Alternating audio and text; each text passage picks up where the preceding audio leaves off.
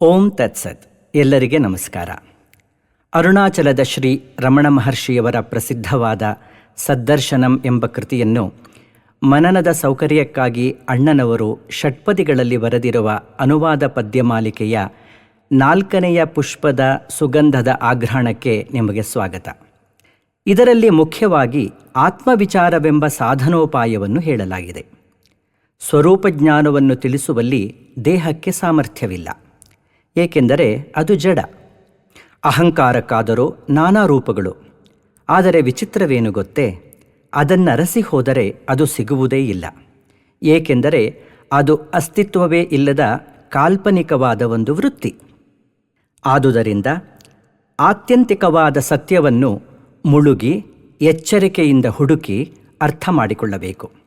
ಇದನ್ನು ಗವೇಷಣವೆಂದು ವಿಶದವಾಗಿ ಪ್ರಸ್ತುತಪಡಿಸಲಾಗಿರುವ ಖಂಡಿಕೆಯನ್ನು ಈಗ ಆರಂಭಿಸೋಣ. ಈಶ್ವರ ಸಾಕ್ಷಾತ್ಕಾರದ ಸ್ವರೂಪವನ್ನು ಹೇಳಿದ ಮೇಲೆ ಪರಮಾರ್ಥ ದರ್ಶನವು ಆತ್ಮದರ್ಶನಕ್ಕಿಂತ ಭಿನ್ನವಾದದಲ್ಲ ಎನ್ನುವುದನ್ನು ವಿವರಿಸುತ್ತಾರೆ.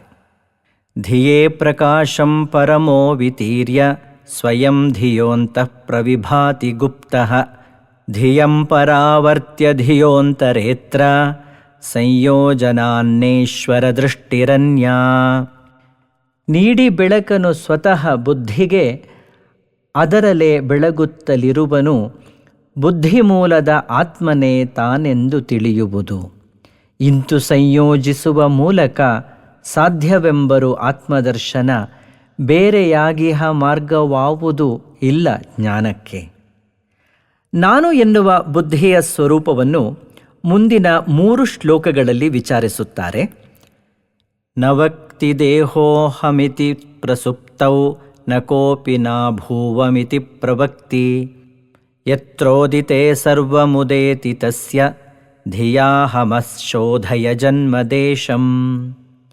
ದೇಹ ಪೇಳದು ನಾನು ಎಂಬುದ, ನಿದ್ರೆಯಲ್ಲಿಯೂ ಕೂಡ ನಾನಿರಲಿಲ್ಲವೆನ್ನುತ್ತ ಯಾರೂ ಪೇಳರು ನಿಜವ ತಿಳಿಸುವಡೆ. ಯಾವುದೆಚ್ಚರಗೊಂಡ ಕೂಡಲೇ ಇವುಗಳೆಲ್ಲವೂ ಉದಯಗೊಳ್ಳುವುದೋ ಅದುವೇ ನಾನೆಂದೆನ್ನುವ ಹಮ್ಮದು ಹುಡುಕದರ ಮೂಲ. ಈ ರೀತಿಯಾಗಿ ಸರ್ವ ವ್ಯವಹಾರ ಜ್ಞಾನಕ್ಕೂ ಮೂಲ ಕಾರಣವಾಗಿರುವುದು ಅಹಂಕಾರವು ಎಂಬುದನ್ನು ತಿಳಿಯಪಡಿಸಿ, ಅದು ತನ್ನ ವ್ಯಾಪಾರ ಭೇದಗಳಿಂದ ಹೊಂದುವ ನಾಮಾಂತರಗಳನ್ನು ಹೇಳುತ್ತಾರೆ. ದೇಹೋ ನ ಜಾನಾತಿ ಸತೋ ನ ಜನ್ಮ ದೇಹ ಪ್ರಮಾಣೋನ್ಯ ಉದೇತಿ ಮಧ್ಯೆ ಅಹಂಕೃತಿ ಗ್ರಂಥಿ ವಿಬಂಧ ಸೂಕ್ಷ್ಮ ಶರೀರ ಚೇತೋ ಭವ ಜೀವನಾಮ. ದೇಹ ಜಡವಾಗಿಹುದು ಅದರಿಂ ತಿಳಿಯದೇನನು ತನ್ನ ತಾನೇ, ಸತ್ಸ್ವರೂಪದ ಆತ್ಮಗಿಲ್ಲವು ಜನ್ಮವೆಂಬುವುದು. ಜನ್ಮರಹಿತಾತ್ಮನಿಗೂ ಹಾಗೂ ಜಡದ ದೇಹಕ್ಕೂ ನಡುವೆ ಇರುವುದೇ ಹಮ್ಮು ಗ್ರಂಥಿ ಭವ ಜೀವ ಸೂಕ್ಷ್ಮ ಶರೀರ ಮನಸ್ಸುಗಳು. ಜಾಡ್ಯ ಮತ್ತು ಚೈತನ್ಯಗಳ ನಡುವೆ ಕಂಡುಬರುವ ಇಂತಹ ಅಹಂಕಾರವು ಆಡುವ ಆಟಗಳಾದರೂ ಯಾವುವು? ಈಗ ನೋಡೋಣ. ರೂಪೋದ್ಭವೋ ರೂಪತತಿ ಪ್ರತಿಷ್ಠೋ ರೂಪಾಶನೋ ಧೂತಗೃಹೀತ ರೂಪಃ ಸ್ವಯಂ ವಿರೂಪ ಸ್ವವಿಚಾರ ಕಾಲೇ ಧಾವತ್ಯಹಂಕಾರ ಪಿಶಾಚ ಏಷಃ.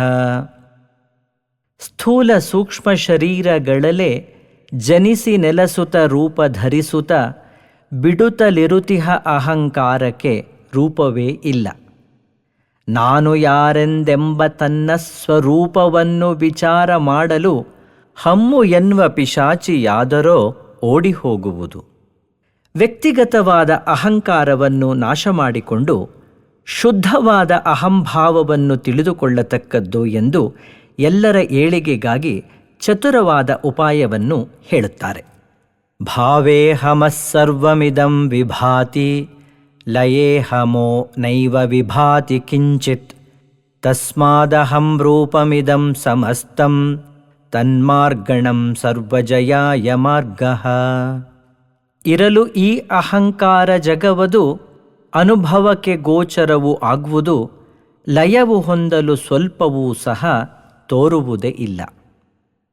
ವಿಚಾರಪೂರ್ವಕವಾಗಿ ಹುಡುಕಿದಾಗ ಅಹಂಭಾವವು ನಾಶವಾಗಲು ಆತ್ಮನಿಷ್ಠೆಯು ಸಿದ್ಧವಾಗುತ್ತದೆ ಎಂದು ಹೇಳುತ್ತಾರೆ.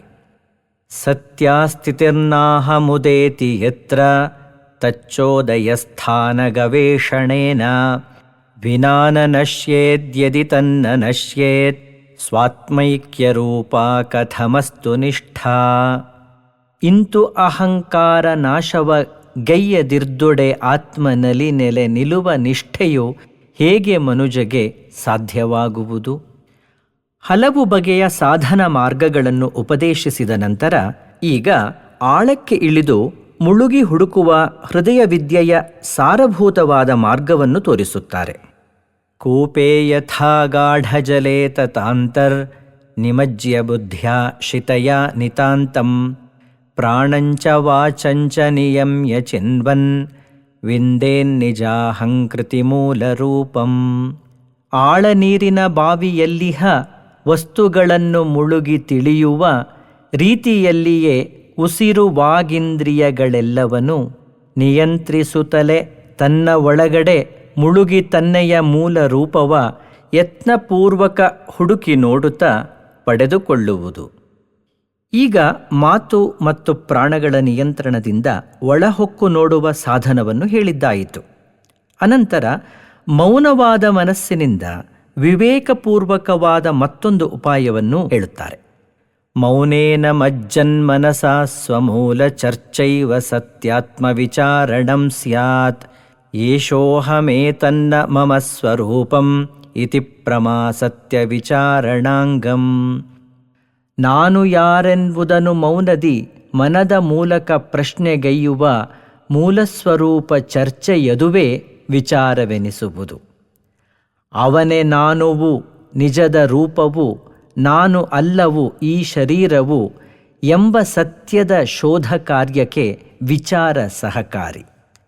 ನಾನು ಎಂಬಂತೆ ಕಂಡುಬರುವ ಅಹಂಕಾರದ ನಾಶವಾದಾಗ ಪರಮಾರ್ಥ ಸ್ವರೂಪವಾದ ಶುದ್ಧವಾದ ಅಹಂವೃತ್ತಿಯು ತಿಳಿದುಬರುತ್ತದೆ ಎಂಬುದಾಗಿ ಪ್ರತಿಪಾದಿಸುತ್ತಾರೆ. ಗವೇಷಣಾತ್ ಪ್ರಾಪ್ಯ ಹೃದಂತರಂ ತತ್ ಪತೇದಹಂತ ಪರಿಭುಗ್ನ ಶೀರ್ಷಾ ಅತಾಹಮನ್ಯತ್ ಸ್ಫುರತಿ ಪ್ರಕೃಷ್ಟಂ ನಾಹಂಕೃತಿಸ್ತತ್ಪರಮೇವ ಪೂರ್ಣಂ. ತನ್ನ ಮೂಲವ ಹುಡುಕೆ ಹೃದಯದಿ ಅಹಂಕಾರವು ಸತ್ತು ಬಿಡುವುದು, ನಾನು ಎಂಬುವ ಶ್ರೇಷ್ಠ ತತ್ವವು ಆಗ ಸ್ಫುರಿಸುವುದು. ಅಹಂಕಾರವು ಅಲ್ಲವಾಗಿಹ ಪರಿಪೂರ್ಣದ ಪರತತ್ವವೇ ತಾನು ಆಗಿಹೆನೆಂಬ ಅನುಭವದಲ್ಲಿ ಮುಳುಗುವನು. ಮೋಡಗಳು ಸರಿದಾಗ ಸೂರ್ಯನು ಹೇಗೆ ಕಂಗೊಳಿಸುವನೋ ಅಂತಹ ಶುದ್ಧವಾದ ಅಹಂಸ್ಫೂರ್ತಿಯನ್ನು ಪಡೆದ ಜೀವನ್ಮುಕ್ತನ ವ್ಯಾಪಾರವು ತಿಳಿಯಲು ಅಸಾಧ್ಯವಾದದ್ದು ಎಂದು ಹೇಳುತ್ತಾರೆ. ಅಹಂಕೃತಿಂ ಯೋ ಲಸತಿ ಗ್ರಸಿತ್ವಾ ಕಿಂತಸ್ಯ ಕಾರ್ಯಂ ಪರಿಶಿಷ್ಟಮಸ್ತಿ ಕಿಂಚಿದ್ವಿಜಾನಾತಿ ಸನಾತ್ಮನೋನ್ಯತ್ ತಸ್ಯ ಸ್ಥಿತಿಂ ಭಾವಯಿತುಂ ಕ್ಷಮಃ ಕಃ. ಅಹಂಕಾರವನ್ನು ಕಬಳಿಸಿ ಬೆಳಗಿ ಪ್ರಕಾಶಿಸುತ್ತಲಿರುತ್ತಿಹ ಅವಗೆ ಜೀವನದಲ್ಲಿ ಸಾಧಿಸಲೇನು ಉಳಿದಿಲ್ಲ. ಆತ್ಮಗಿಂತಲೂ ಬೇರೆ ಯಾವುದು ಕಾಣದಲೆ ಎಲ್ಲೆಡೆಯೂ ಆತ್ಮನ ಕಾಣುವಂತಹ ಮನಸ್ಥಿತಿಯನ್ನು ಯಾರು ಅರಿಯುವರು? ಮುಂದಿನ ಪದ್ಯದಲ್ಲಿ ಪರಿಪಾಕಗೊಳ್ಳದ ಬುದ್ಧಿಯು ತನ್ನ ದೌರ್ಬಲ್ಯದಿಂದಾಗಿ ಕೇವಲ ವಿಚಾರಗಳಲ್ಲಿ ಮಾತ್ರ ತೊಡಗಿಕೊಂಡಿರುವ ಕುರಿತು ಹೇಳುತ್ತಾರೆ.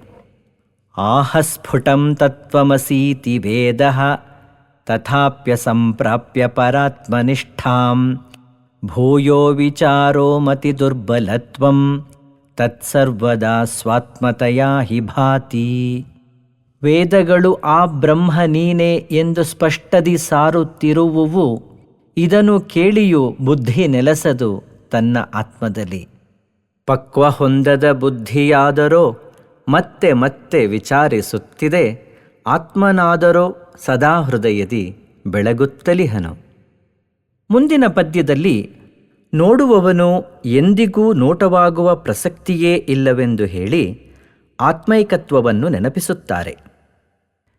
ನ ವೇದ್ಮ್ಯಹಂ ಮಾಮುತ ವೇದ್ಮ್ಯಹಂ ಮಾಂ ಇತಿ ಪ್ರವಾದೋ ಮನುಜಸ್ಯ ಹಸ್ಯಃ ದೃಗ್ದೃಶ್ಯಭೇದಾತ್ ಕಿಮಯಂ ದ್ವಿಧಾತ್ಮ ಸ್ವಾತ್ಮೈಕತಾಯಾಂ ಹಿ ಧಿಯಾಂ ನ ಭೇದಾಃ. ನಾನು ಅರಿತೆನು ಆತ್ಮನನ್ನು, ನಾನು ತಿಳಿಯೆನು ಆತ್ಮನನ್ನು ಎಂಬ ಮಾತುಗಳೆಲ್ಲ ಹಾಸ್ಯಾಸ್ಪದವಾಗಿಹವು. ನೋಡುವವನೂ ನೋಡಲ್ಪಡುವವ ಎಂಬ ಆತ್ಮಗಳೆರಡು ಇಲ್ಲವು. ಆತ್ಮನಲ್ಲಿ ನೆಲೆ ನಿಂತ ಬುದ್ಧಿಗೆ ಭೇದಗಳೇ ಇಲ್ಲ.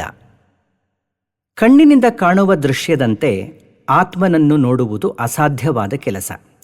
ನೋಡುವವನು ನಾನು ಎಂದು ಗುರುತಿಸಿಕೊಳ್ಳುವ ಮೊದಲೇ ಸಿದ್ಧವಾಗಿರುವ ತತ್ವವದು.